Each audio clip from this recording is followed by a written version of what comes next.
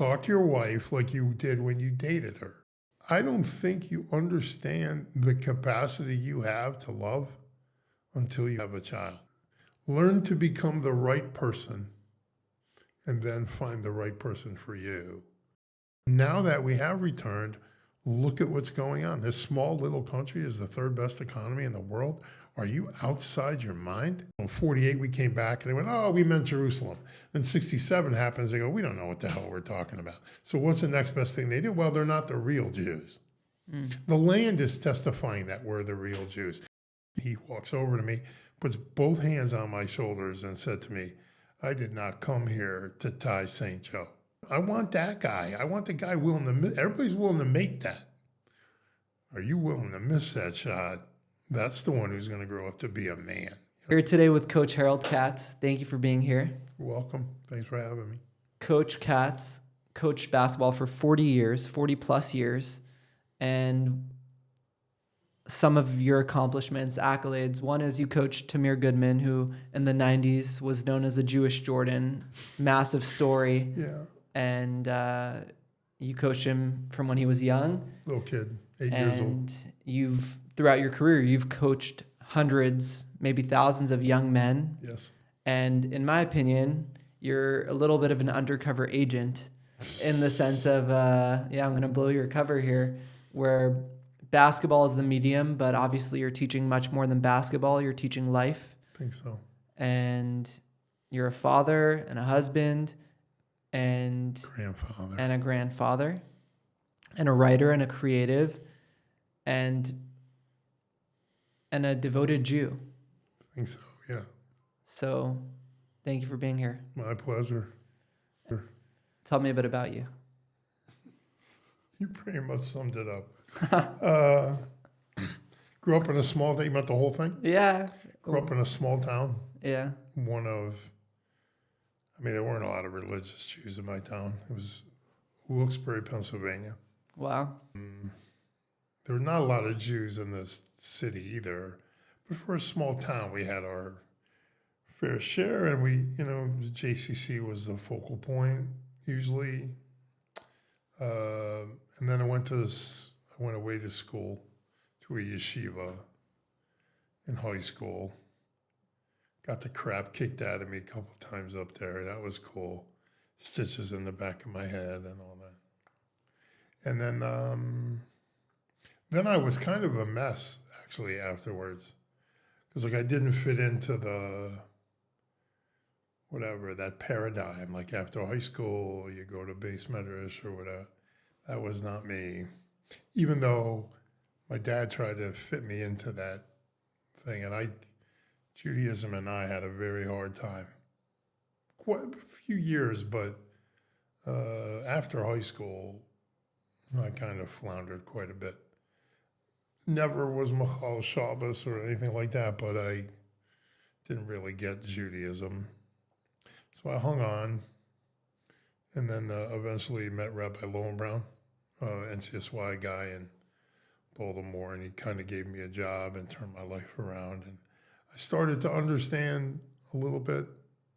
And then when I got married a few years later, father of 5, now 10, because they're all married.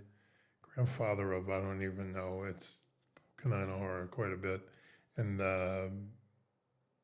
but then when I was 39, I remember I was studying Talmud, which I did not enjoy as a child. And then I got it. It took me 39 years of my life to figure it out. It's all about, there's this whole thing about Tikkun Olam. But nobody realizes that the Tikkun Olam derech Tikkun Nafshi, the way to repair the world is to repair your own soul. And so that's actually where it comes from. And the whole world ran with Tikkun Olam and forgot Tikkun Nafshi. So how does one repair their own soul? So at 39, I finally got it. And Derech Tikkun Nafshi was what I decide to do. You know, I grew up in a world where Hashem was the hammer, where God was the hammer, and you're the nail. And every time you do something wrong, he just bangs you on the head like whack-a-mole and stuff. That's like what you that. guys were taught back then. Yeah, sure. That's what I think they still teach in those yeshivas today. What they never taught me was something that I heard in the name of the Lubavitcher Rebbe, which was the moment that you're born is the moment that God says, this world can no longer exist without you in it. At that moment, when you're born, that's what Hashem is. Otherwise, why be born? I heard that Gandhi said that. Well, you might have taken that from the Lubavitcher Rebbe. I'm going to go with the Lubavitcher Rebbe. However, I extrapolated that for my children. And what I told my children was, the moment that you pass from this world is the moment that God says, they don't deserve you anymore. I want you here with me. Imagine living your life as a child, knowing that the world was created bishvilcha, because of you, bishvili, right? Bishvili borei olam. Imagine you grew up and your whole life you knew that the world could not exist without you. That's what it means, I think, bishvili borei olam. And then that, you know, when the time comes, no matter who it is, Hashem says, I need you back here with me. So how do you tie that, like, I want to touch on what you said about growing up with religion being like nail hammer. Oh, yeah. How did you coached basketball for how many years already? 44. So over 44 years of coaching basketball, how have you, because I've seen you coach, you're an intense guy, you're intense on the floor, you want to win. Oh, that's a rumor. What's the balance of, how do you build people up? How do you make sure that they love the game and don't hate it? Sure. Sure. Well, there's look, I'm of the opinion that you can't yell at a player unless you have a relationship with him. Otherwise, you're just a jerk. My players, thank God, for the most part, have all become my friends. Now that they're adults, we're in contact as friends. They still call me coach, or just talked to one yesterday, as a matter of fact, who lives in Florida, and it's still coach. You know, they Harold, they'll do that. But they were doing that when they were kids. I always thought, one, I don't have a right to yell at somebody else's child unless I have a relationship with that person. So when I was really upset with a guy, I would whisper in his ear. Like, I'd call him over, put my arm around him, and say some things I can't really say here, But I'm just an intense guy. I never talk in the negative. Like, I would never say, don't turn the ball over or don't foul. I would always say, take care of the basketball, play good defense. And that means the exact same thing, but you don't plant the negative. So you're talking in a positive, even if the delivery may not sound out. Take care of the basketball. Try this if you have children. Tell your child, don't put your coat on the floor, and see if the coat's on the floor. And then say, hang up your coat and see if the coat's hung up. Because don't doesn't really register, and can't doesn't really register. So there was no such thing as can't. Like, I never bought into that. I still don't buy into that. Whether you can do or you can't, you are correct. Teddy Roosevelt. Whether you can do or you can't, whether you believe you can do or you can't, you're correct. So I never bought into that. And it was always more than winning. If we did things the right way, and if we played a style of play that was going to elicit joy in a way, I wanted my kids to always learn about personal responsibility. So with all due respect to all the zone coaches, I like the fact that I only really wanted to play man-to-man and with help, because, straight man-to-man with no help like they do in other countries where there were a lot of kippot, it doesn't make a lot of sense to me. But in what I was trying to accomplish was the help was personal responsibility for your neighbor, for your friend, for the unit. And so we were big into help. And whereas other people, 1 foot in the lane, I wasn't like that. We're coming, we have to work hard. It's hard work. It's not going to be easy. But what's the reason? Because the reason is, I'll give you a great story. One time, at a player, we have like, on occasion, we had like this email team thing from 20 years, 15 years before. And so I get a email one day, true story. Let me take you back. When I started coaching these guys, I said to them, there's going to come a time in your life when it's going to be Friday afternoon at 4:30. You have to leave to get home from Shabbos by 5. And your boss is going to bring you a 6-foot stack of papers and say, I need this 9 o'clock on Monday. And as he walks out, he's going to turn around and go, am I the baddest son of a bitch you ever met? And you're going to laugh and say, you should have played for my high school basketball coach. We get this email, and it was 15 years later. And a guy writes, this is a true story. I was in an interview, and a guy says, what do you think about horrible bosses? And I chuckled. And he said, what's so funny? I said, you should have played for my high school basketball coach. And so I wanted them to understand that this is not hard. Hard is feeding your kid. Hard is loving your wife on days you don't feel like loving your wife. Hard is going home, earning a living, not seeing your kids till bedtime, leaving before they wake up.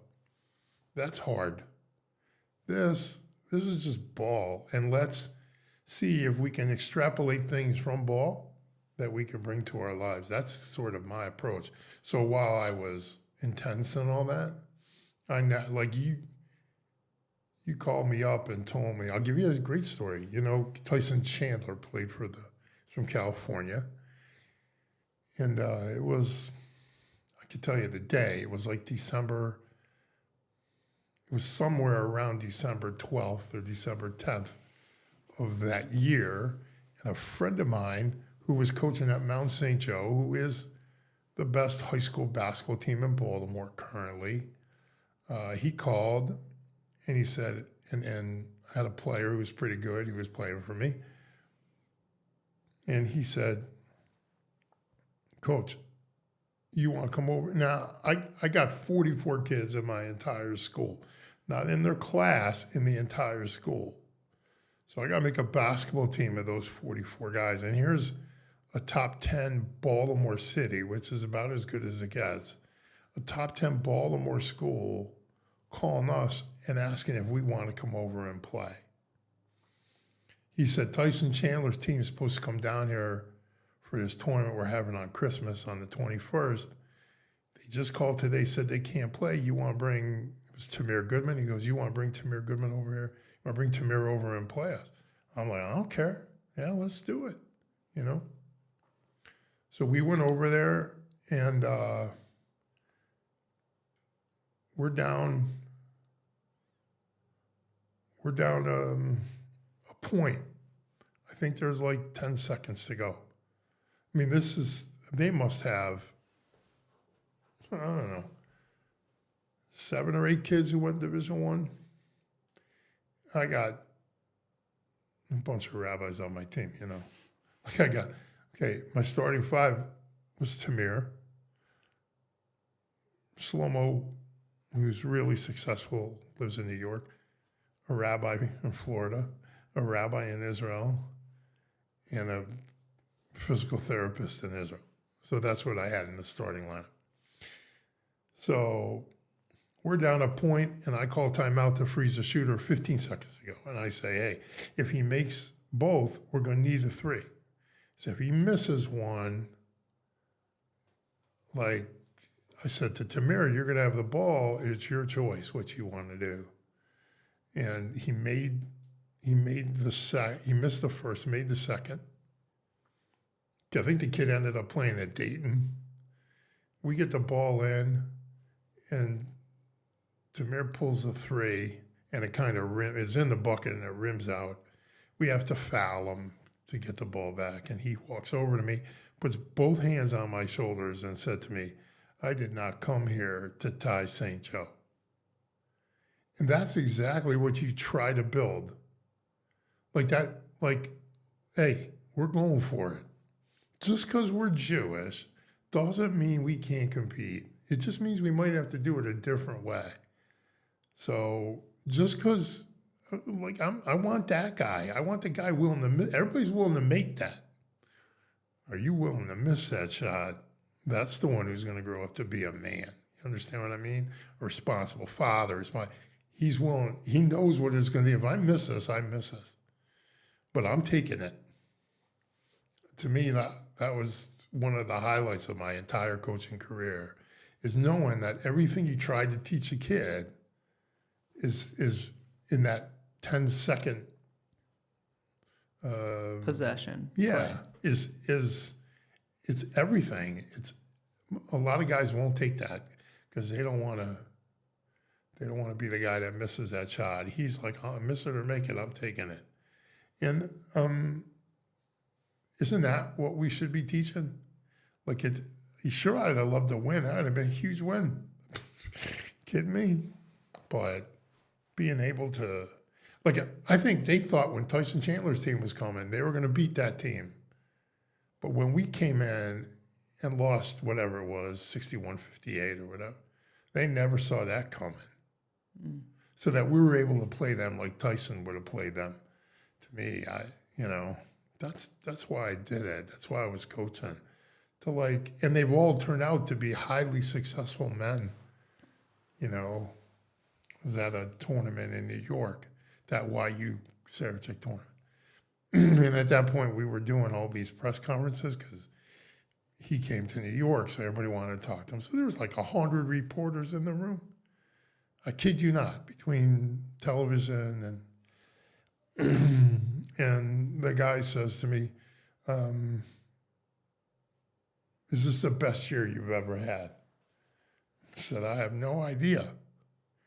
And he goes, I tell you who it was Barry Baum from the New York Post. And he said to me, you don't keep records at your school? I said, of course we keep records at our school, but in 20 years from now, if our guys are strung out, no relationship with their kids, no relationship with their wives, they're not responsible. What do we do? We won some basketball games? Really? That's what we did? But in 20 years from now, if they're good Jews and good people and good fathers and good spouses, they're like, we had a great year. I don't care what our record is. And that was the truth. I gave them an honest answer. And I still believe that today. What is the common theme that you have found in players that accomplish great things? Good question. They've all of them had one thing in common. The thing that they had in common is they overcame their self-talk. Because your self-talk is like, it's so much easier to believe the crappy things about yourself. You stink, you can't make any shot, But they're all able to overcome it. And as I was saying earlier off camera, like, next shot, that was our only, next possession, this possession's over, we can't do anything about that. But next possession, like, come on, life works this way. Whatever happens, it's not that it happened to you, it's how you handle after it happened to you. And the one common denominator I found with the ones who've been successful is, one, we had great success on the floor, record or otherwise, but great success on the floor. And they overcame their self-talk. because most of the time, a person's toughest critic is himself. That's just the way we're built as people. It's funny, when kids are really little, they think they're the greatest thing in the world. And then at some point, maybe 5, 6, maybe they go to school or whatever, they start getting these messages that they're not so great. What are we doing? Why are we telling that to a kid? Now, I'm not saying blow steam up the kid's rear end, you know what I mean? I'm just saying, like, how you deliver that, can't, don't do that, Instead of just saying, put the pencil over there, don't put the pencil on the floor. So the kid's like, don't, what? And then for some reason, maybe 4 or 5, maybe a little older, kid starts thinking, maybe I'm not, maybe, and then all this doubt creeps in. Maybe it's the way you parent, maybe it's a teacher. I don't want to blame just teachers. Maybe parents do the same thing. And they're short with their kid, or they're busy in their cell phone or all that. And the kid's like, well, I'm priority number 8. You know what I mean? So his self-talk. So the common denominator to me has been overcoming your self-talk and having success with things that you never knew were going to have that kind of effect on you. And I'm really proud that most every single player I've ever had has turned out to be highly successful in whatever they've chosen to do. What do you think the formula for overcoming self-talk is? Negative self-talk. I think it goes back to understanding that when you came into this world, you saved the world from extinction because it couldn't exist without you. So that message, whatever you believe in your head is true. Like, that's why the Roosevelt quote meant so much to me. Or Yoda, right? It says there's do or do not. There's no try. And my kids have heard that their whole life. My players have heard that their whole life. And it's just like, don't tell me how rocky the water is. Just bring in the boat. You know what I mean? Like, I get it. It's hard. Of course it's hard. That's why we're doing it. If it was easy, everybody would do it. But we're choosing, when everybody else went home, we're choosing to be here in the gym late at night, all by ourselves, to accomplish something that nobody in the world thinks we're going to be able to do. How cool is that? I didn't really enjoy games as much as practice. And I learned a lot in practice, because I know I'm talking a lot on a podcast, but when I first started coaching, I'm going up, and then I would watch film of practice and go, I can't stand listening to me. I can only imagine what those kids think. So I'd get in there, make a 10-second correction, and move on. And I would have like assistants who, I'd let talk once in a while, and they're just, that's why most assistants who never played for me never stayed with me, because they didn't really, the best assistants I had were guys who played for me, because they knew it, get in, get out. We're here to work. It's not how long you practice, it's what you get done in practice. So I think it's telling every single person on the team, not just the 5 who play and the 5, there's an old basketball saying, old coaches saying, like, you're going to get 5 kids who love you because you play them all the time, and 5 kids who hate you because you never play them. The key to great coaching is making sure the 5 kids in the middle stay away from the 5 kids who hate you. So, but there's a little bit of truth to that if you don't acknowledge what those other 5 kids who don't play a lot bring to your basketball team. And so, to me, it was always, we're never going to get any good in practice unless you guys play hard. We're never going to get better unless every guy in the gym challenges everybody in the gym. And so that's one. B, when my own son played college basketball at YU with Ryan Terrell, actually, and he was a captain for 3 years. He recruited Simcha Halpert from California to come with him. And the 2 of them bought into this, we can go to the NCAA tournament, and when nobody else in YU history had ever thought that. And these 2 idiot kids thought that, and then did it as sophomores. Donnie was maybe going into 10th grade. And he said to me, Dad, I really want to try to play college basketball. I said, well, you don't understand the work. He says, I'm willing to do the work. I said, well, the most important thing is don't believe the noise. Because everybody you talk to, including people who love you and who root for you, will all tell you you're not going to be able to do it. I know what it takes, and I know you can, but you do not believe the noise. And that's, I think, the most important thing for a kid to overcome his self-doubt. Do not believe the noise, even the noise from your own head.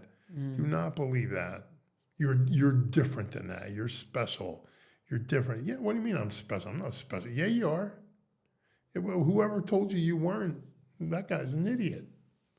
You're special. You have abilities.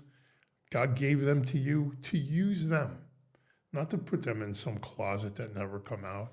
And then you could beat yourself up, why I never. Don't listen to the noise. Don't believe the noise. And so if you ask me, that would be number one. That's kind of, honestly, that's kind of it. Don't believe the noise. Like that's how you overcome self-talk. You have to, things are difficult and you have to understand that. And then you have to approach it from a positive perspective. A little difficult for people to understand, but there by the grace of God go I, kind of thing. Hashem put you in this situation, and he wouldn't have given it to you if he didn't think you could handle it. Now, are you going to make him proud or embarrass him? Your choice. Ryan, who was Donnie's teammate, told me an incredible story about him, which is cool to hear you talking, and then to see how those values and the things that you talk about just like were absorbed by him. And the story was something along the lines of him having like a very low stat line, a couple points, not many rebounds, not many steals, not many blocks. Right. But then he has a teammate that's getting 16 rebounds in a game. And the reason why is because He's boxing out the best rebounder. He's boxing out everybody. Right. And one of the things that I remember from when I played basketball, and it kind of got lost somewhere in adult life, is that mindset of like, just do the right thing. Just Sure. make the right play. Don't worry about That's it. exactly right. And That's exactly right. To follow up, before Gabe Leifer got there, Donnie was one of the leading scorers in the group. And he was top 5 in assists in the league. He was killing. And he was all across the board. He rebounded. So a few days, Gabe came in January, and they were roommates. In a few games into Gabe playing, we're getting better. And I said to Donnie, dude, and then Brian showed up the next year. I think this is when I said it to him. I'm like, Don, you're passing up such great looks. He says, Dad, I don't need to score the ball. I need to make sure I get it to guys who do. He's like, we had 108, 91, 94, 97, 98. They don't need me to score. They need me to do other things. To, one, have the confidence in yourself as a player, to have the altruism, to have the leadership. That's leadership. And that there's a kid at Jersey City College, I think, is like 6'9", transfer from Cincinnati. He's got like 18 rebounds a night. And Donnie's like, I got him. Maybe he had 6. I don't even remember the number. But Gabe had like 20. And Donnie would just say, hey, I got him. How do you beat that? How do you, Gabe told me a story. It was his first day playing at YU. And Donnie got a rebound and did what he always did. caught it and threw it up the floor to Simcha for a layup. And Gabe's like, he played in the yeshiva league, right? He's like, we could do that here? Donnie's like, I do it every night. Oh, this is going to be so great. So but that's leadership. Yeah. And that's growing up, ignoring the noise, forgetting the self-talk. Be like, I know what I'm able to do, you know.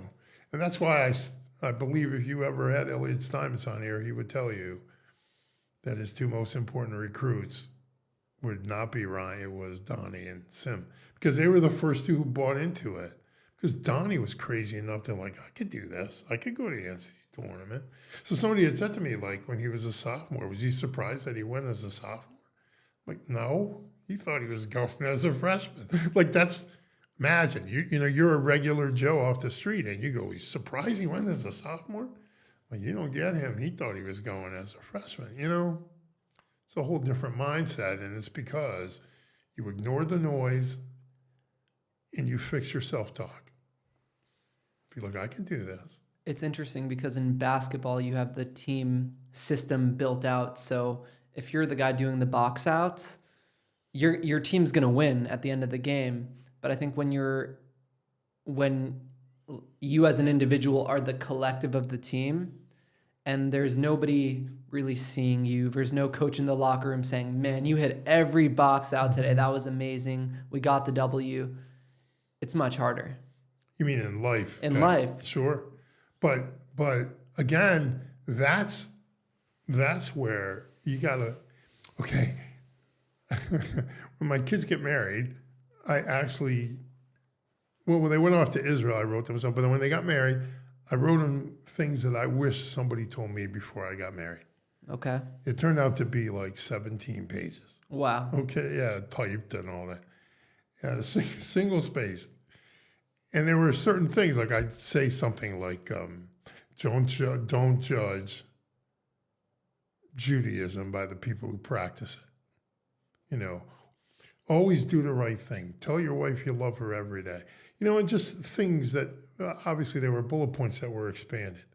But one of the things I said is when you get married, it's not just finding the right person, it's being the right person. You have to be the right person for your spouse. That's the answer. Like, it's not just finding the right person, but it's being the right person and living up to that expectation. If you don't have that expectation, well then, good luck. You know, then it's just, you know, it's not like 50-50. It's 100-100. You're all in. That's what marriage is. You're all in. And the best, the absolute, I heard this once from, I think it was Dr. Phil, but he was 100% right. The best thing you could do for your children is love their mother. That's the best thing you could do. And after going on 40 years next month, it's the best thing I ever did is marry my wife. And I don't know, I think they always say, well, you're going to fight. Well, you are going to fight, but my wife and I hadn't had a real argument in about 20-something years now. We might, it'd be like, there's only two of us now because everybody moved out, yeah? So they're like, somebody left a cup on the counter. How about that? You know what I mean? So then the next time somebody else leaves a cup on the counter, I'm sure to let her know. Somebody left a cup of, dude, don't be passive aggressive with me. And not, that's the nature of our arguments now. Or, you know, we really don't. Do you want to win, or do you have to be right, or do you want to just have a great life and love your wife? Sometimes you got to suck it up, bro.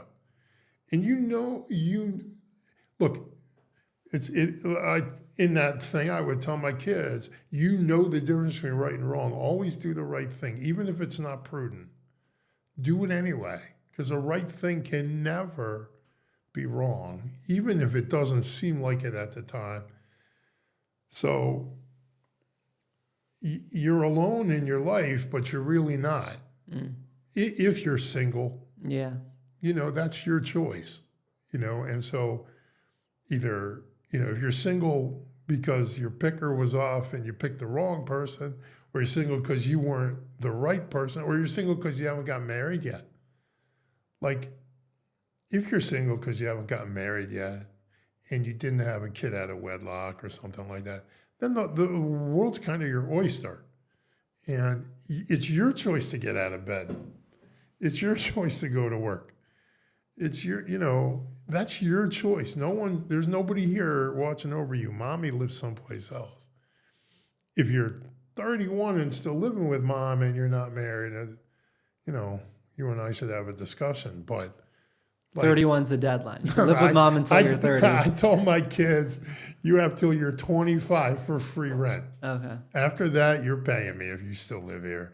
My kids ran out at 18. They were like, "The hell with you, Dad. We're out." So, my point is, you just get off just get up and the only person that's stopping you right now is you. You could blame the man for whatever you want, but there's another corner you could turn down, find what you love to do and you never have to work, that's the old, but if you're married, you can choose to be right and fight all the time, or you could choose to figure it out and just love your wife.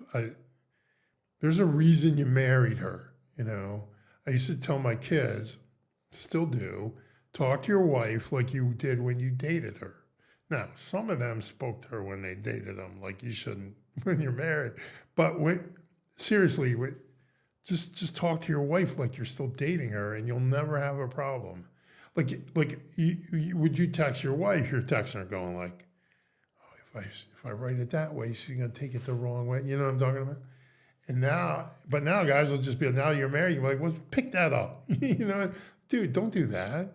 You should think twice after you're married about texting your wife. You should think twice about what you say before you say it after you're married. This is the person that has to be your support system. This is the person that you're going through the rest of your life with. And I could just tell you, after darn near 40 years, I couldn't have thought about a better ride, and I'm not deserving of my wife, but I'm not going to trade her yet.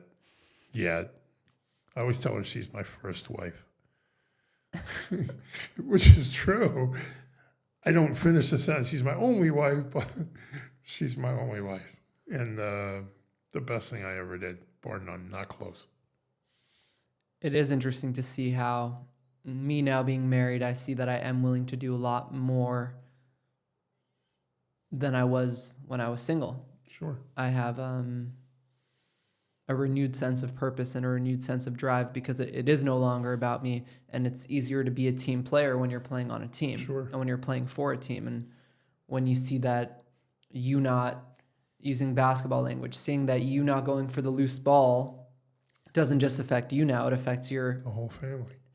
It's real. No doubt. And then you have a kid, and once you have children, you tend not to remember your life without them.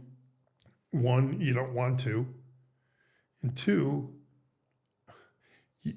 I don't think when you're single, or when people always say, "I don't want children," I don't think you understand the capacity you have to love until you have a child. I think that the child changes the entire equation, and your capacity to love is so, not only your capacity to love your child, but you thought when you dated your wife, you loved her. Then you lived with her and you did it the right way, and you realized what you thought was love was nothing compared to what it's like every day, waking up next to her, just being there in the quiet. Like, there's nothing better, truly. There's nothing better in the world than having that. What are some values that you feel today's generation is lacking? Wow.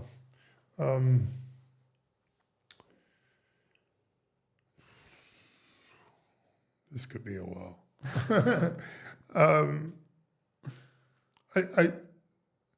It's funny.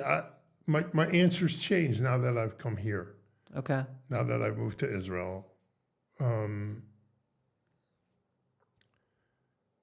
when I lived in America, I thought the kids took freedom for granted, which they do. Adults do too in America. Which is why you see all the nonsense you see now. Hard work, independence. I think the value of independence, which I believe is the greatest thing you can give your kid, is independence. In America is just not a thing. Like I came here to Israel and 5-year-olds are getting on the bus with me. Like, where's mom and dad? Or, you know, I think communication is an issue here and there because everybody's like stuck in their phone.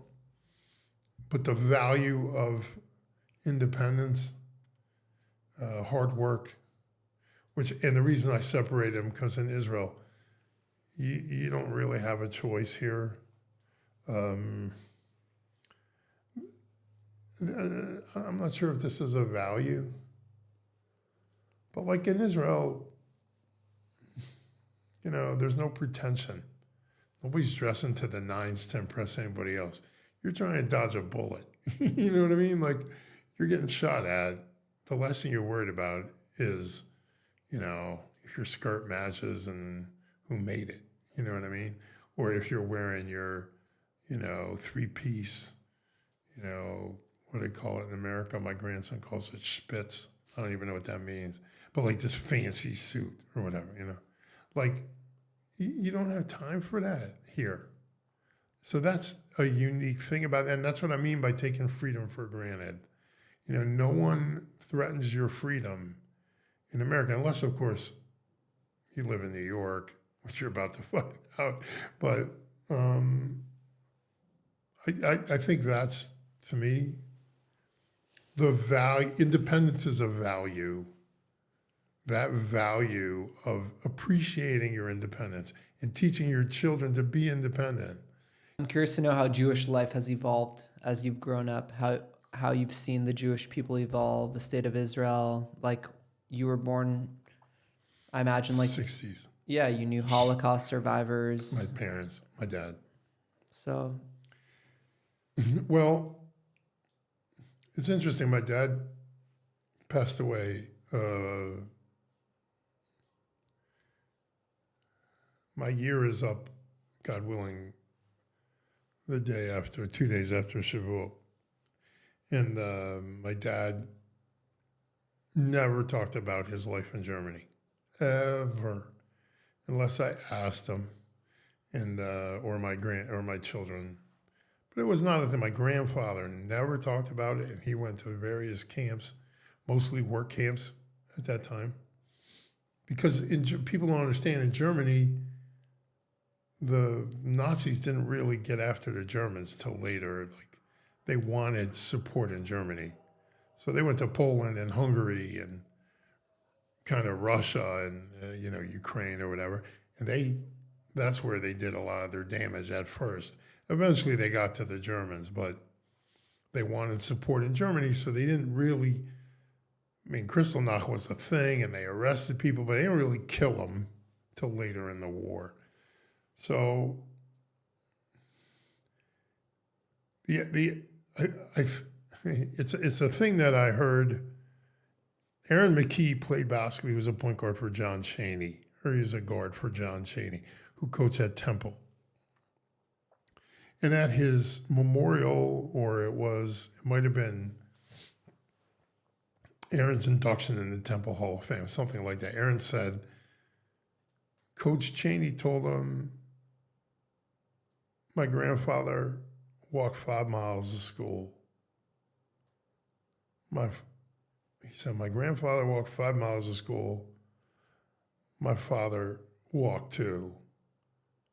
I'm driving a Lexus.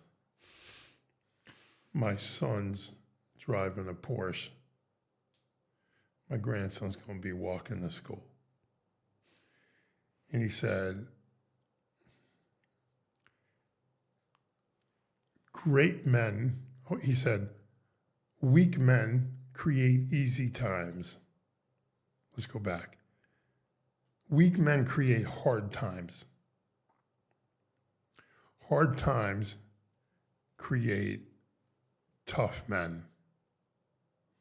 Tough men create easy times. Easy times create weak men. And that's what I think we're, as a community, we're watching. Like, the Holocaust survivors were tough men and women, obviously, but so they created easy times for us. Now, easy times create weak men. That's what I think we're witnessing. So we have all these easy times, like a bigger house. I'm going to, we're going to build a shul, and that shul is going to be massive or whatever.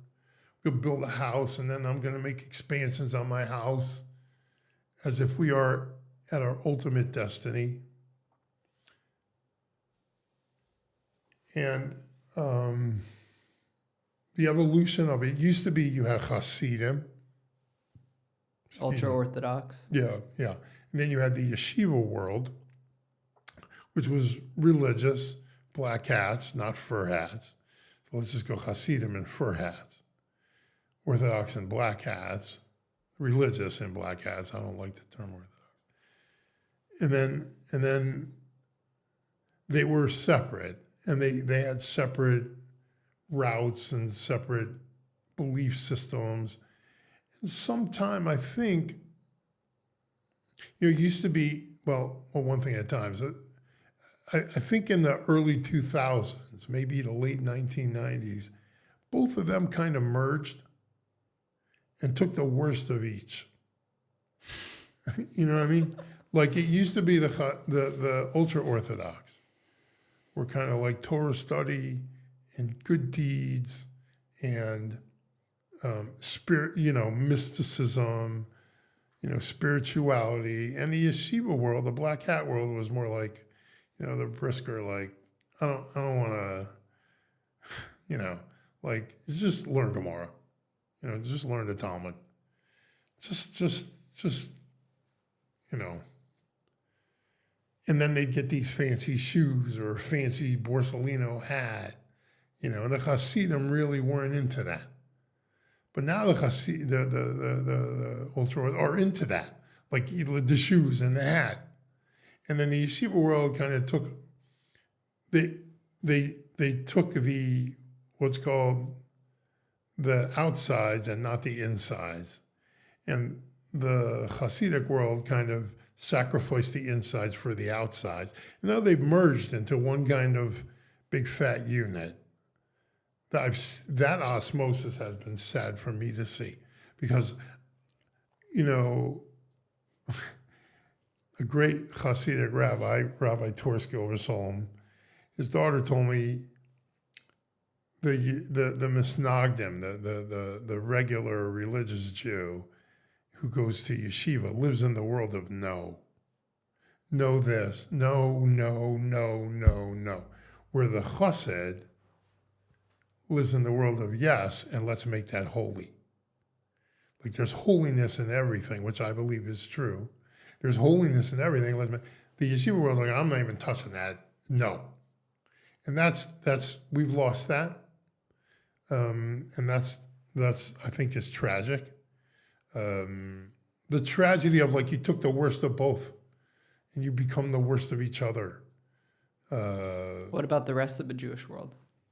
Are holy, and they don't know, we don't tell them, and we don't care. Like, what I mean by that is, like, the friends I grew up with in Wilkes-Barre are so holy. They were standing at Sinai with me. But everybody, they followed shepherds who didn't tell them they were holy. Mm. They told them, God doesn't worry if you turn the lights on a Sabbath. Like, they're the Jewish people are so holy, and we've decided that there's us and them. Like, that's the yeshiva's approach. That's ridiculous. Like, so we don't even reach out to them. So, like, the whole conversation of the Messiah, like, he's not here because of the people who know about him or the people who don't know about him. I argue it's the people who know about him, who do nothing to bring in the people who don't know about him. And so I learned about holiness. I've always known it. This is crazy if I can share a story. I'm listening. I like to listen. I would travel every day to Tel Aviv, so I would listen to a shir or whatever. So I ended up getting into the habit. Even now that I coach in Jerusalem, I'm still always trying to fill my brain with stuff I want to hear, learn. And I turned on this one, middle of the war, I turned on this one relatively famous guy on the internet, right-wing guy. And he was commenting on the war. And he said, "You think the soldiers are winning this war for the Jewish people?" He was like, the guy's learning Torah in the base medrash, 600,000 mitzvos a day. That's what's winning. I'm kind of like, and he was going off on how bad the rest of the country was. He lives in New York, by the way. He's going off on how bad the Jews in Israel are, which I think is an extremely dangerous rope to walk. I don't advocate it. It bothered me the entire night because I don't subscribe to that theory that there's us and them. We're all us. I've never bought into that. And here was this guy saying it in a Torah class. But I couldn't sleep the whole night. And this is when, as Coach Steinman said, you always tells me, sometimes Hashem just waves to you. God waves to you to let you know he's around. And the next morning, I had left something near Geula, so I had to travel there to get it. And I remember I turned on my phone to listen to something, and it was Rabbi Y.Y. Jacobson. And the name of it was Jesus in Shopside Tzvi. So I'm like, okay, that's my wheelhouse. I love stuff like that. By the way, it's no longer called that. The name was changed 2 days later. But God got my attention. It was the first thing that popped out on my phone. I love Y.Y. Jacobson. Yeah. So I'm listening to him. He's just the best. And I'm listening to him. And he brings up a Zohar, a conversation. You have to understand, I'm distraught. I'm like, maybe my whole concept is wrong. I'm back to the hammer and the nail, and I'm like so broken up about it. And he brings up a Zohar, and he says, and forgive me if I get the rabbis wrong, I won't even mention them. But the Zohar talks about Noah. As God says to Noah, "I'm going to destroy the world," and Noah makes no argument, and he builds an ark, and that's it. And one of the rabbis said, that's the approach to have. Another rabbi goes, "What are you talking about? The way to do it is what Abraham did. When Hashem told Abraham that he was going to destroy Sodom, Abraham said, you can't find 50 people. You can't find 40 people. You can't find 30 people, and then they negotiated down to 10. And God says there are not 10 righteous people. And Avram stays quiet, and Hashem destroys Sodom. That's the way you do it. You make the argument. And then I think it's Rebbe Yishmael, but I'm not sure, said they're both wrong. Moshe did it right. Hashem says, I'm going to destroy these people and start again with you. And Moshe says, no, if you take them out of your book, take me out of the book too. I want all of them. The righteous, the sinners, they're all my people. And that's the way you do it. And I remember where I was walking down Yafo when you could still do that. And because now it's like all construction. Not Yafo, Strauss. And I stopped. And I went, oh my God. That's the answer. Like Hashem answered me the next day. No, you're wrong. He's wrong. He's wrong. This is the approach. That's what I feel about every Jew. Give me all of them. All of them. And it was a shock to the system. I slept, I don't sleep a lot, but I slept very well that night, because it was like God telling me, you were right. Don't get off of that. Every Jew is really holy. And in that speech, in that class he gave, he mentioned that somebody had told the Lubavitcher Rebbe that he was a secular Jew, and the Rebbe stopped and corrected him and said, you're a Jew that stood at Sinai. There's no such thing as a secular Jew. You're a Jew. And so when I hear the term secular Jew, I do get offended by it, because of every Jew is holy.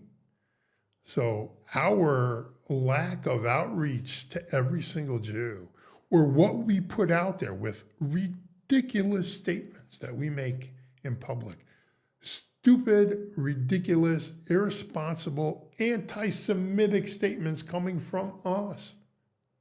There's I'm trying to remember where the Gemara is, but there's a Gemara that talks about, there was a thing in the Talmud about something like, it's not gout, but it's bulis, I think it's called, Boulis or something, Beis Lamed, something like that, bulis. Some lady had the antidote who was not Jewish. I think it was Rabbi Yehuda, Rabbi Yochanan wanted the antidote, and she said, I'll give it to you, provided you don't share it. And the Gemara says he got it, the antidote, and he shared it with everybody. But the Gemara never asks, what about Chil Hashem? What about desecrating the name of God? And the Gemara's, and one of the responses I heard, like the Gemara blew that off. Like it's not an issue, because Chil Hashem is only about the Jews. We desecrate God's name. They're going to hate us anyway, as we see now happening. It's us. How do we treat each other? That's the Chil Hashem. That's the desecration of Hashem's name. So when somebody says, well, they're not religious, what are you talking about? What, you know how holy they are? Do you have any idea? Just because they don't know doesn't mean you don't have to know. You should know better. So when there's this us and them, I'm so offended by that. I can't even wrap my head around it. It's what I ran away from, almost chased me out of Judaism. And I fight against it now. And now I'm convinced, after that Zohar, that that's the right approach that Moshe had. Wow. And presumably the person that's saying that is also holy as well, even though they're wrong. Of course. Yeah. Of course. Listen, Shaul HaMelech was one of the greatest, most righteous people who ever lived. But he goes down as like a bad king because he didn't kill the king of Amalek and his wife. King David was a better king than King Shaul because Shaul only had one sin and David had two. Well, why would that mean he was bad? Because David had creepy things in his closet. David comes from Lot's daughter who slept with her father. That's his genealogy. Mm-hmm. He comes from Yehuda and Tamar, who is going to kill his daughter-in-law. She picks up a ring and a staff and goes, yo, bruh, check what I got. Oh, crap, that was you. I'm sure that's exactly how it went Yeah, down. he's like, oh, crap, that was you. My bad, man. Don't kill her. Don't kill her. My bad. My bad. By the way, you're very good. So he comes from Yehuda and Tamar. He comes from Ruth and Boaz. This is where he comes from. So he has creepy things in his closet. Yeah. Saul comes from Benjamin. There's no creepy things in his closet. Like David had to be on the level of the people so he could understand the people. And Saul didn't. Saul was aristocratic, and he didn't. That's what the Gemara is trying to say. So so I'm a big fan. My favorite person in the Torah is Yehuda, because Yehuda just takes responsibility. Like he's like, yo, kill her. Well, check this out. And he's like, okay, don't kill her, my bad. And then he walks in front of Yosef. He says to his father, I'm going to go get Benjamin. I'll take responsibility for Benjamin. And then he gets in front of Yosef, and he's had enough of Yosef's games right here. And he's like, dude, you have to understand, I'm about to kill you. And there's a whole medrash where he turns around to his brothers and he goes, I'm going to take these 3 provinces. You all take the other 9. We're good to go. We're going to handle this business right now. Like that Yehuda was so mad his chest hairs, quote unquote, pierced his armor, stomped his foot in the whole country. And Dave and Yosef's like, okay, enough. I'm Yosef. Dude, I know what you're like when you're mad. Yehuda, the kings have to come from Yehuda because Yehuda takes responsibility for his actions. That's the whole point of Yehuda, because Yehuda is a leader, and the leaders take responsibility for their actions. But then, like I said, I was learning Shmuel, and I got to know King David. Dude, he walks up to Goliath, and they give him armor. He's like, get this stuff off of me, man. And you're such a little thing. He says to him, you're going to serve me, and you guys are going to be my slaves. And King David goes, do you know who I am? Dude, I killed lion with my bare hand. Are you kidding me? I'm fighting for God. I'm going to put your head on a stick and walk you around. That's how bad I'm going to beat you. And boom, like that. David he don't want no armor, King David. And then it ends up that at the end of his life, he's a very tragic figure because of his child, and he had to have him put to death. It's just I love David. He's the 2 coolest cats in Torah are King David and Yehuda. And they both come from the line of Yehuda. From we make mistakes, but we take responsibility for them. We live through them, and we lead. That's what I've tried to teach my players and my children. You have to lead. You have to be a leader of your community. Have you ever made any big mistakes that And then finish your question.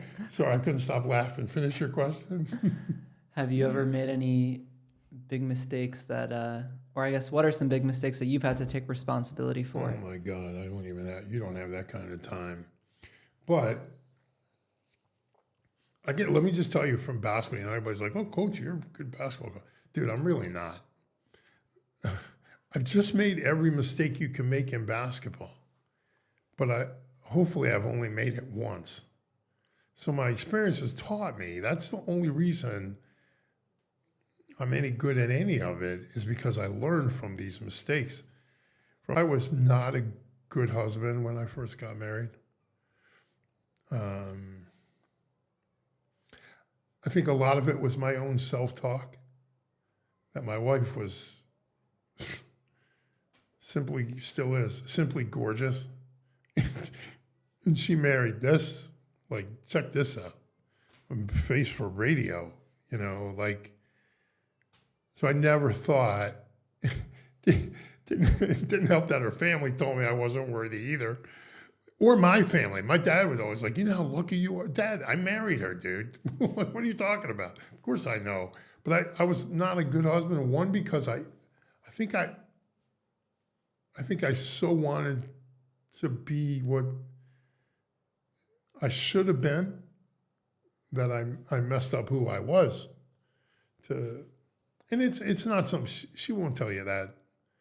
but I know internally I could have been better. I made so many. I made bad business decisions that ended up costing a lot of money.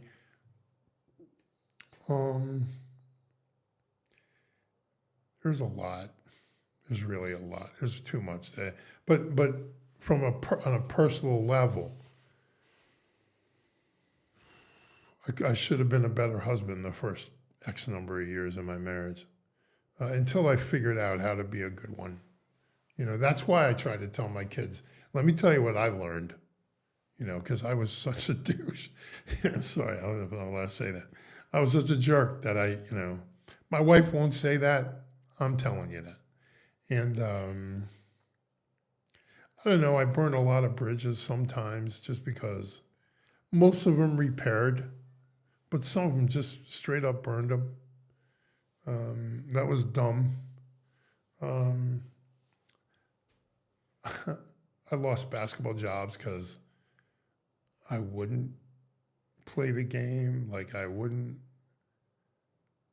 kowtow to the crowd, or I don't know if this. I mean, some of them are not mistakes. I just view them in my head as big mistakes. But ultimately, I was where Hashem wanted me to be. So, I was very successful in NCSY. I probably shouldn't have left. But I did. Back at that time, NCSY, they gave you 18 different jobs for one barely salary. You got to do this and teach here and do this and then be the regional director and raise money. What? It turns out they eventually, a few years after I got out, turned it into a professional job. But I never lost the desire for my people to help them, even if it's just to make a bracha that they've never made before. How holy is that? Like, how great is that? And so I think I got out too early. I did that for reasons other than what I should have. I listened to the wrong people and did the wrong things. So, God, now I'm depressed. I mean, those are just dumb things. I did a lot of dumb things. The difference is, what I think is there's nothing I can do about them now. It takes you a minute to figure that out because you're living with your regret so much. Some people never get over that. And so my choice was either you're a father now. Your kids are going to be looking at you, bruh. What message you want to send your children? That you're too busy wallowing in your own crap or something? So I think I was a pretty good dad. You'd have to ask my kids. But yeah, I made nice big ones. One of the things today's generation deals with, like in the world today, if you open up social media, there's so much advice. Sure. Endless advice. How do you filter between good advice and bad advice? Well, I mean, one is I always consider the source. I'll just tell you, let's just break it down first. I watch these guys talk about basketball. Triple threat's silly. Triple threat's silly. Or shoot this layup this way. Dude, shut up. I know the subject matter. I'm kind of like, you know what? You're an idiot. I don't care who you played for. I don't care what you did. You're a trainer. You know what I mean? I'll give you I always said, I want to make sure, okay, if I had a player on my team score 41 and we lose, his 41 means nothing to us. And I've had that happen. Trainer, he's on the phone blowing it up Instagram. Yo, my boy just scored 41. Call me, blah, blah, if you want to score 41. Dude, the team lost, bro. Your 41 meant nothing. You lost. Trainers don't understand what it's like to sit in the big chair. The big chair, the guy I want teaching my kid is a guy who's had to make that decision. What defense are we playing? What are we going to do this possession? No offense if you're a trainer, but it's a way different perspective. So, what's your question? We're talking about filtering good advice. Yeah. That's what it was. Yeah. Okay, this is what happens. I'm pretty impressed that I took this long to ask you what your question was. I usually consider the source. Like if the source is, one, it's got to make sense to me in context. It's got to make sense in context. And a guy's got to have some modicum of success with what he's about to tell me. Like if he's some unsuccessful guy, or he's cheating in business, or, he doesn't have a lot of integrity, I don't pay attention to that guy because he can't help me. I don't care what he's telling me. Yeah. He can't help me. He has no integrity. He's a cheater, cheats on his wife, whatever it is, But if it's a guy who makes, first, biblical sense, second, common sense, and the third thing I think is how can I incorporate that into my life? Like I'm not going to, honestly, when I was on social media all the time, 99 out of 100 I ignored.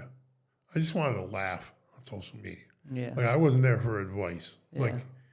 But it's good. You highlighted two things that I think are interesting. One is along the theme of personal responsibility, which is like if the team doesn't get the win, like what's the matter? And to tie that to what you said earlier about the Porsches, and when we were talking about weak men, there's no lack of prosperity in today's world. There's no lack of abundance, and that's where the challenge is that it's not that people are not competent anymore. It's that it's very easy to use are competent for chasing the wrong thing. Chasing the wrong things, exactly. Right. That's a big thing for me. Yeah. That's what I meant before by in Israel there's no pretension. Yeah.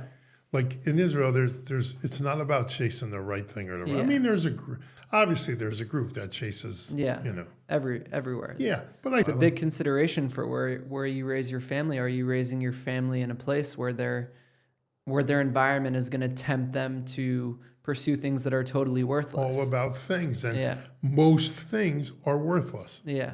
So you're so busy building the big house, like we talked about, buying that fancy car. Yeah. Doing that. When I was younger, I was like that to talk about mistakes. I was like that. I mean, I wanted all that, and then I guess it was in my 30s, early 30s, I think. I just kind of went like, what is it? What am I doing? Like what? The correlation to becoming a better parent and husband too. Were you making money at that point? Was there some success? Yeah, some, but not like once you get some, you want more. So not what I was happy with. I went through stages where I struggled a lot, and then there were some where I had some form of success, but then you start chasing these things, and then you realize that King Solomon was right. It's all vanity.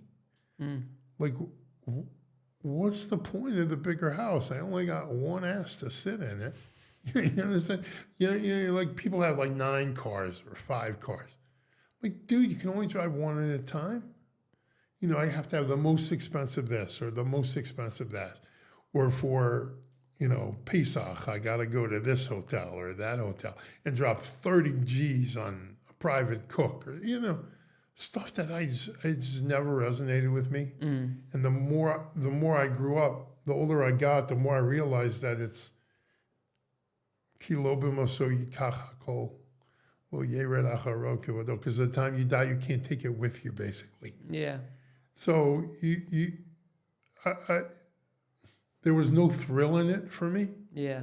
I mean, I guess there's still a thrill for a lot of people. There was no, there was no thrill. The thrill was gone relatively young. It also sounds like you're a very sensitive person in the sense of you feel people, and perhaps like when you understand the power of transforming someone's life and seeing the positive impact that you could have on a kid or on a teenager, and you compare that to anything materially, there's no I think there's a reason why the wealthiest people in the world ultimately get into philanthropy. Sure, because they want to help.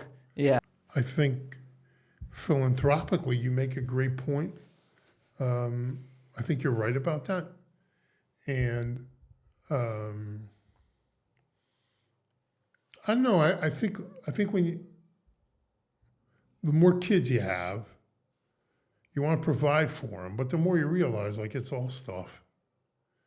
And I'd rather just spend it on my children. And the crazy thing is, you don't have to buy them great things. All they want to do is spend time with you. There was a case in Baltimore where a guy on my team,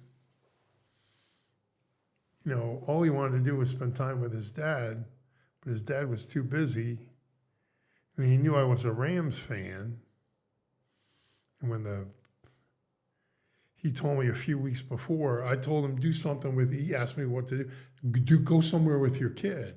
Like, do something with your kid. He goes, what about the Super Bowl? He had the money to do it. The Super Bowl. Yeah. So we bought 2 tickets to the Super Bowl. Nice. He was going to go with his kid to Atlanta. Rams, Patriots. He was going to go. And then when the Rams won the NFC Championship, he called me. He said, hey, you're going with my kid to the Super Bowl. Kid don't want to go with me. He sees me in school. Like, he wants to be with his dad. That's all a kid really wants, is to be with their parent. The parent should say to him, dude, I just want to spend time with you, bro. Let's just lay down on my chest, or let's just go hit baseballs, or let's go shoot, or let's just take a walk on the Mississippi lawn. That's all a kid wants. A boy just wants his dad. Truth. Think about it. All you wanted to do when you were little was be with you. And maybe that goes back to, why kids all of a sudden become negative, because dad is sending you off to the Super Bowl with somebody else. You know what I mean? And the kid ended up going to the Super Bowl with someone else, not the dad. Well, that defeated the whole point. And I think a lot of guys are detached from that, and they don't get it. It's being a parent. Being a parent is the thing you must know the most about and are least prepared for. That's what's up. And so what are you doing to become a better parent? If you think your kid wants stuff, he's going to want toys when he's little, because when he gets to like that 12 to 15, he just wants to spend time with you. There's going to be a point where he no longer wants to spend with you. Fact. He just wants to spend with his friends or whatever. And 9 times out of 10, he wants to spend it with his friends because he's had enough of you.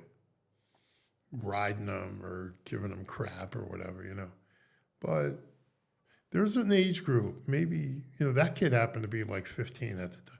But like, there's an age group, but I could see where he was derelict in the duty, and the kid just wanted to make up some kind of time. So he makes trouble because he's calling out for attention from his dad. That's really what this is about. And do the work when they're younger, and you won't have to worry about them when they're older. That's 5 children's worth of experience. 4 boys. I wanted all girls. My wife did not. Well, she seemed to disagree. So that's the truth. If you do the work when they're younger. I played in Madden leagues with my kid. Boys, I talk crap with them. You're not going to beat me.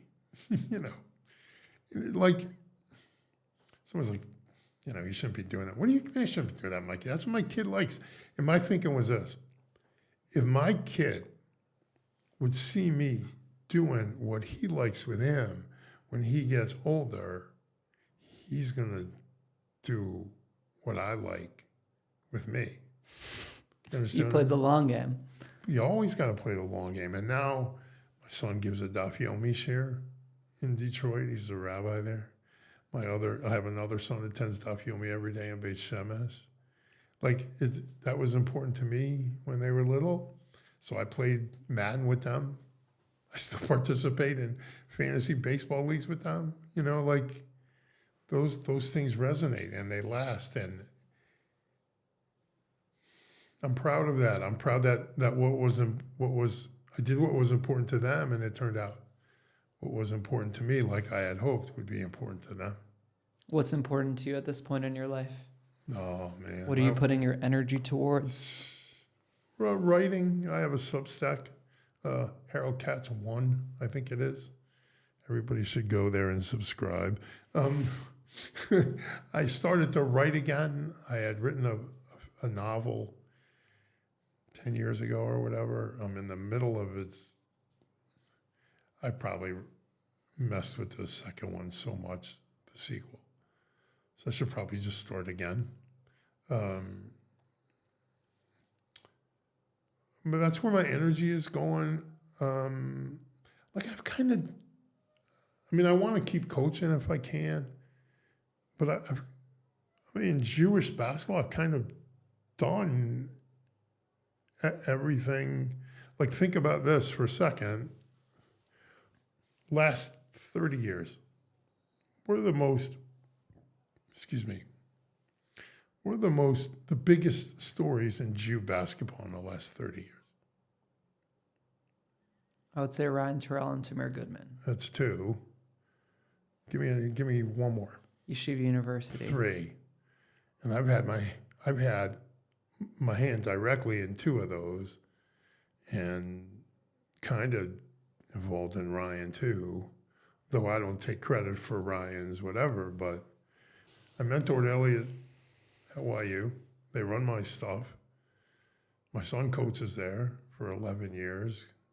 My son captained there. Tamir, I knew since he was 7 years old, 8 years old, taught him. So of the biggest stories in Jew basketball, what else did I have to accomplish? People can say whatever they want. Those are facts on the ground. So from that standpoint in basketball, I wanted to change basketball for the Jewish people because we were so used to 38, 37. You know what I mean? When Tamir played for me, his sophomore year, we averaged 88 points a game. And the 3 was just not even becoming a thing yet, 88's a lot. And we averaged 88 a night. We were playing a style that the Jews never played before. In Jew basketball, you get the rebound, and the guard would come all the way back and get it. Nah, man, I'm getting it, and we're throwing it to the 28-foot line, and it should be 2 dribbles, and Katie barred the door, you know what I mean? And we'd score in 3-4 seconds. And it wasn't like everybody's dribbling, and we don't do that. One guy dribbled, that was it. Everybody else run the floor. If you're behind it and you can shoot, trail it. So we're either getting it to you in the layup, or we're kicking it to the trailer, or we're going to the rim. So when you have a passer of that ability, you can do that. So from that standpoint, in basketball, I wanted to come here and bring some of that here. There's big walls here. Now, we did it in Tel Aviv. We struggled early because I thought they were better coached than they were. But once I realized that I have to go back and reteach, I don't know, we won I think it was 9 out of our last 10 or 11 or something. We started to play much better basketball. And then I realized I only had them for a year. Could you imagine what they'd have been 2 years from now running our stuff? And if you want some idea, you could watch what happened to YU and my son Donnie's freshman year when we first started to put it in, and when they won 29 in a row as a senior. And then watch what happened this year when that class learned, and now they ended up going to the NCAA tournament after 4 years again. So as far as proof of concept, that's worked. So from that standpoint, and I hate really talking about it, but that was my motivation. Like, what do I have left to do in America in Jew basketball? I've done. Most people won't get to what I did. You understand what I mean? Like, they won't be able to. How did you not get bored coaching basketball for 40 years? How do you not get bored? Because I wanted to beat the game. I think I wanted to beat it. I wanted to coach the perfect game. I always knew, even when I was coaching in college, it wasn't so much. But I knew in high school I was always going to have teams that were not as good as who we were going to play. It's just a thing. I wanted to beat those guys. I got bored sometimes in college, to be fair. Like, my kids were seniors in high school. We had twin boys. So my twin boys and and their brother, who was a freshman on the team, were about to play in high school. And I remember driving to practice October 15th, first day we could practice in college. And I'm sitting in traffic going like, my kids are playing somewhere tomorrow. I'm done. Like, you practice every day in college. It's not like you go Monday, Wednesday, Friday. You practice Sunday, Monday, Tuesday, Wednesday. You get one day off, but you're practicing every day. You have study hall, you got coaches' meetings, you got scouting reports. I had done it for so long. I don't know if I was bored. Just the players had changed. Like I never thought players had changed. I thought their parents had changed. Because like when I first started, parents were coming off of Vietnam. So they knew what what it was to be without. And these kids never saw war. Parents never saw war. They were spoiled. Weak men created, strong men create easy times. Easy times create weak men. And so in college, I just walked into practice that day. I said, Coach, I'm done. He's like, what do you mean, Coach? I'm done. Especially since, we were losing. I mean, I didn't see us being successful. So why would I go through that when I could watch my own? I went years without getting to watch my kids play every day, Got in a car. I don't know if I was bored. I had enough. That's when like, well, I'm not going to serve you any good because I don't want to be here. I walked in and said, Coach, we're talking about maybe 15, 20 years. I was like, I don't want to do this. I'm done. If I had to calculate it, I could. But I'm like, I'm done. I don't want to. So I just walked in and then there's always like the monster in the basement. You want to. I think I still have it. I'm just not sure if I do, if that makes sense. Like there's a grind to it, a grind of getting to the bus, of getting to the train of getting to the train, of taking another bus. That's a grind. And then you have to ask yourself, do I want to do that? Not sure. I'm maybe, but like we won a lot. My team's won a lot, so you don't really get bored when you're winning a lot. But practices, because we don't have, like Coach Lior has 19,721 plays. I got nothing. I got an offense and a defense. That's it. We don't got nothing. So for that, maybe it becomes a little, but it's not. It's as a teacher, you find something new to make it new and exciting. So it's a great question, by the way. I never thought about that. I don't know. I just never did. I'm a lifer. You know what I mean? But to tie it back to your last question, I'm excited about writing and being able to put my thoughts on paper because I talk so much. That's why I don't have to talk. But like maybe, I don't know, and then my relationship, like with my kids, with my grandchildren, with my wife more than anything else. She's my roommate, my best friend, always has been. That's where all my efforts should be. And then with my creator. I try to learn every day. I do learn every day. Some days more than others, but I'm busy with a few projects that I'm trying to finish. So thank God. Is it challenging when you've like worked really hard your whole life and actually succeeded at something to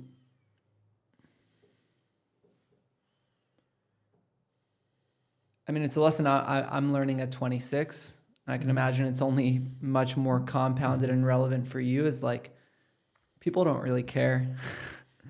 People don't really care, like, about what you've done. Oh yeah, no, definitely hear it. No. Yeah. You been a general in the Army? No. Shut up. Like you basketball? It's funny. I was at a wedding. My friend Dave, who was in charge of a kiruv organization, a Jewish organization that tries to help kids come back to Judaism. He had to do a wedding, so he needed another witness at the wedding, so he asked me to come, even though I'm probably invalid, but he asked me anyway. Mm-hmm. So I came, and after the wedding was over, we had to sit outside the room where the bride and groom go to, and it was held at this mansion that somebody owned, and the guy and the father-in-law of the people who owned the house was a guy named Morty. And he had given millions of dollars to Jewish education in Baltimore. Didn't know how to read Hebrew, but he just poured his wealth into these Jewish causes, most of them education, and couldn't read himself. And I remember sitting outside and talking to Dave and just saying, I don't want to be the guy that follows him. He was older, man, Like, wait. So God looks at him and goes, wait, you didn't know Hebrew. You had no formal education. And you gave millions, tens of millions of dollars for Torah study, for Jewish education? Come on, you come with me. What? You're a basketball coach? Like that's the next guy is me. God forbid.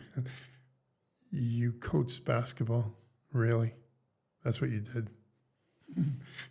We'll see you in a while. That kind of thing. Like, I don't want to follow that guy. The holiness of that guy who didn't even know how to read and gave money for Torah study.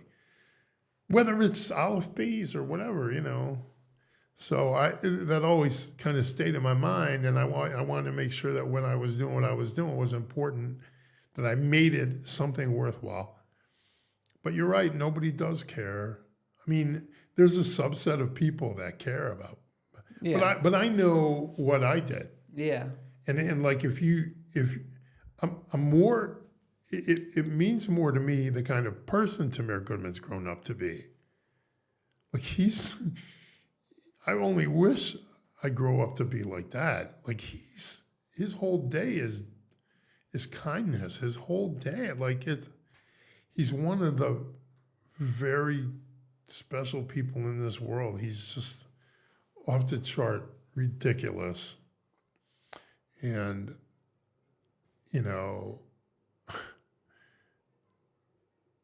you're right. People don't care. Yeah. But you know who does care? Your wife cares. God cares. Exactly. And who else do you need, really? Yeah. It's hard to see. It's hard to see. Like seeing like my grandparents being older. They live in Australia and mm-hmm. And I used to go to a nursing home every other week for Shabbat. Sure. And you just see all these people who've no doubt, like at least 50% of them have lived interesting lives. Sure. And nobody cares. Nobody cares. When it's interesting you brought that up. When I was coaching Tamir's team, actually, but we did it with other teams. Every other Sunday, we would bring a group called Yachad in. They were developmentally disabled, and school would be over at 1. We'd play with them for about a half hour, and then we'd eat lunch with them. And then we practice for a couple hours after that. And I'd have one of them be an assistant coach, which sometimes was problematic, you know. But we'd take one and make him an assistant coach. And then opposite Fridays, unfortunately, we didn't get to do it a lot, but the opposite Friday, we would bring them to an old age home. Because I think the best place to learn is at the foot of the elderly. And I also wanted our guys, the thing about Yachad was I wanted them to understand, it's like Shalva here. I wanted them to understand just how lucky they were to be able to play basketball. And what I told them, you know, I have a nephew who's, I don't even know, he might even be in his 40s by now, who is developmentally disabled and, mentally disabled and has cerebral palsy. And, you know, I look at this very differently than a lot of other people. In other words, the rest of the world looks at them and go, oh, it's so sad. But think about those, like my nephew. My nephew's mentally 3 years old, so he can't sin. How holy was that soul that's in his body that came back, that had to fix something? And God said, I'm going to stick you in this body with this person. And you're going to, so when he walks in the room, I stand up because I know, like, we don't get it. The people at Shalva are way holier than we are because they all agreed with God's limit. I'm sticking you in this body. You're going to have to deal with these, you know, perceived problems. And everybody looks at them and goes, oh, it's such a pity. And they look at us and go, such a pity. You understand what I mean? Like, how holy is the soul inside of them? And that was our approach. I taught that to my players. I'm very proud that when Tamir would run basketball camps around the world, he would use the Wednesday of his week camp to go visit a place like Shalva and to bring developmentally disabled. When I saw him doing that for the first time, I can't tell you how proud I was because that's what we were teaching and that's what we did. And he just continued that. And that, what's so much better than winning and losing? Yeah. Like that is why I did it. Yeah. You know, to be able to fix the world. You want to know how to fix the world. That's how you do it. Through kindness, through doing the things people can't repay. Like those kids can't repay. They can't repay you for that. You just, it's chesed ve'emes. It's a true kindness that they'll never be able to pay you back. Doing that, that's the ultimate work. That's how you fix the world. And Tikkun Nafshi, you fix your own soul that way. What is, if you could give short, sharp advice to young people out there trying to figure life out? I don't know about short. You brought the wrong guy in for that. I learned something here. You know, when I moved here, they said liat, liat. You know, small. Slowly, slowly. Slowly, slowly. Just small steps. I mean, the advice would be, well, if you can, do something you love to do so you never have to work.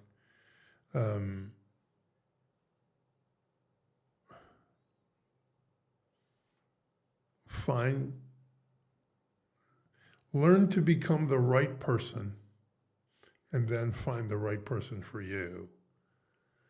But learn to become the right person. Always learn it. Always, I don't care if you're religious or not, always take a step closer to finding out more about your Creator.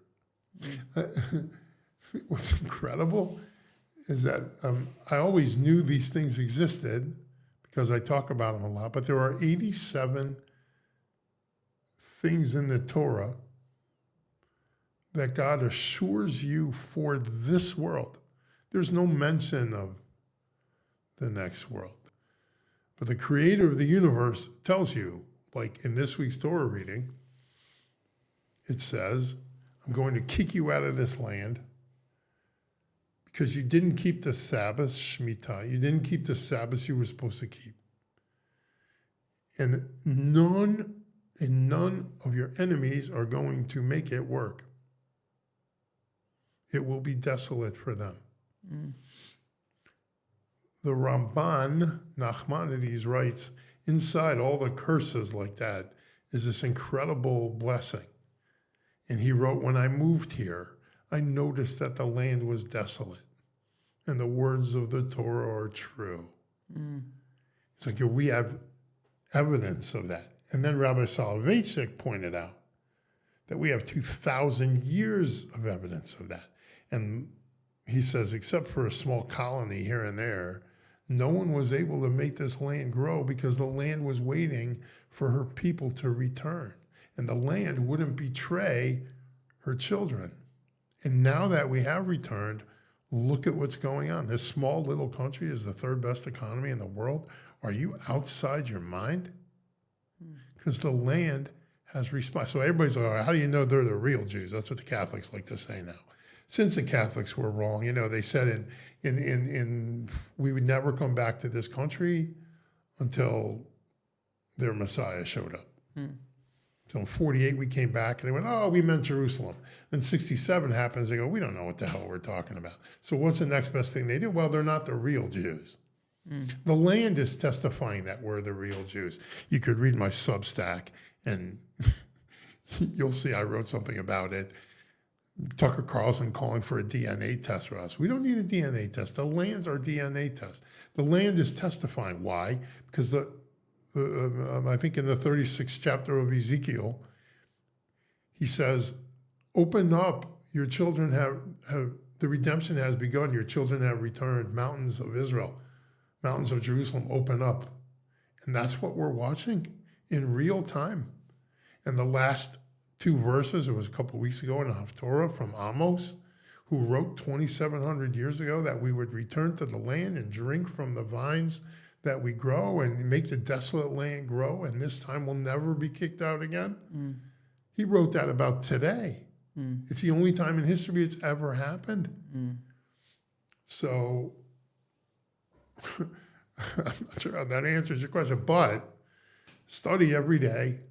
Learn something about your Creator, whether you're religious or not religious, doesn't matter. If you're a Jew, learn something that brings you a little closer to the Creator of the universe. Be the best person you can be for your spouse. If you're single, become the best person, become the right person for who you're dating. Seriously. And then live with joy.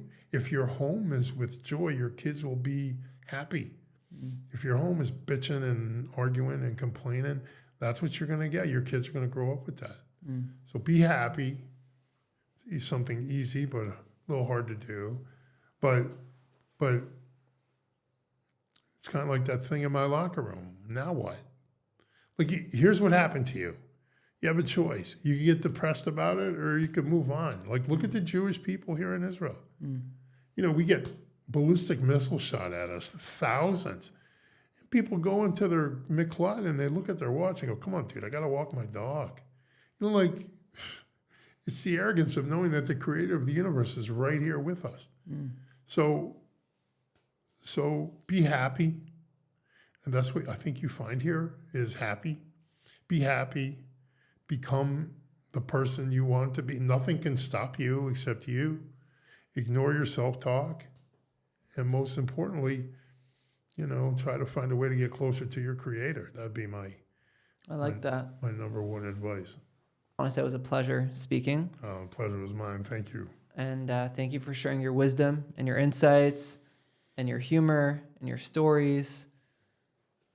And I hope that whoever is listening to this can hear what I appreciated most about this conversation is just hearing your authentic desire to do good and to do the right thing. And in a world where fundamentals seem very hard to find, it's a pleasure to speak to somebody who lives with them. I appreciate that. Thank you. an honor. I don't usually get to talk about myself. I don't like to talk about myself. Yeah. My wife will be very, my wife will be very happy that I did. But it's truly been my pleasure and my honor. Thank you for having me. Thank you. All right. We're good. Good to go.